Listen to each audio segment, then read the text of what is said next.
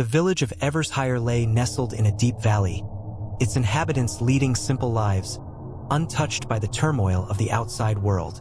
But they all knew to avoid the old forest that bordered their village, a place where ancient trees twisted into monstrous shapes and a perpetual mist clung to the ground. It was said that a sinister presence lurked within, a dark force that had claimed countless lives over the centuries. One evening, as the sun dipped below the horizon, casting long golden rays across the fields, a young woman named Elinor stood at the edge of the village, staring into the murky depths of the forest. Her younger brother, Tomas, had vanished the night before, and she was determined to find him. The villagers had warned her, pleaded with her not to go, but she could not abandon her only family. With a lantern in hand and a satchel filled with provisions, Elinor took her first steps into the forbidding forest. The trees loomed overhead, their branches like skeletal arms reaching for the sky. The air grew colder as she ventured further in, and an eerie silence enveloped her, broken only by the occasional rustle of leaves. Hours passed, and Elinor's resolve began to waver. The forest seemed to stretch endlessly, and the path she had followed became more indistinct. As the darkness deepened, she stumbled upon an old, overgrown trail leading to a dilapidated manor, barely visible through the thick underbrush. Desperation drove her to approach the crumbling building, hoping to find some clue about her brother's fate. The manor's door creaked open with little resistance, revealing a grand, albeit decayed, entrance hall. Dust motes danced in the dim light of her lantern. Elinor hesitated, then stepped inside, her footsteps echoing through the vast, empty space. She explored room after room, each filled with relics of a long-forgotten era. Tattered tapestries, broken furniture, and portraits of stern-faced ancestors whose eyes seemed to follow her. In one of the upper chambers, she discovered a diary on an old writing desk. Its pages were yellowed with age, the ink faded but still legible.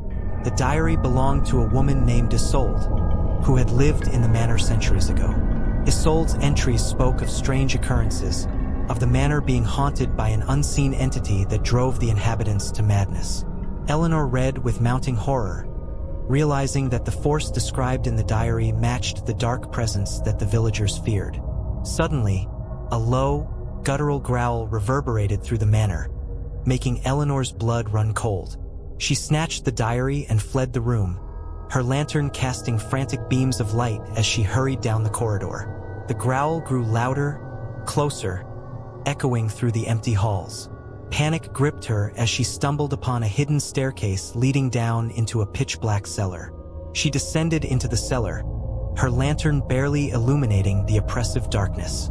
The air was thick with the scent of damp earth and decay. At the far end of the cellar, she saw a faint glow emanating from behind a rotting wooden door. With trembling hands, she pushed the door open and found herself in a small, circular chamber. In the center of the chamber was an altar, and lying upon it was Tomas, unconscious but alive. Relief washed over Elinor as she rushed to her brother's side. But before she could wake him, the growl returned, now a deafening roar. She turned to see a monstrous figure emerge from the shadows, its eyes burning with malevolent intent. The creature was unlike anything she had ever seen, a twisted amalgamation of human and beast, its body contorted in unnatural ways. Elinor stood her ground, clutching her lantern like a lifeline. As the creature advanced, she remembered the final entry in Isolde's diary, which spoke of a way to banish the entity, a ritual requiring pure courage and self-sacrifice. Without hesitation, Elinor recited the incantation she had read, her voice steady despite the fear coursing through her veins. The creature howled in rage, thrashing violently as the words took effect. A blinding light filled the chamber, and the creature's form began to disintegrate, its roars turning to agonized wails. When the light faded, the creature was gone, and the oppressive weight lifted from the manor. Tomas stirred and opened his eyes, confused but unharmed. Elinor helped him to his feet, and together they made their way out of the manor, back through the forest that now seemed less menacing. As they emerged from the trees, the first light of dawn broke over Evershire.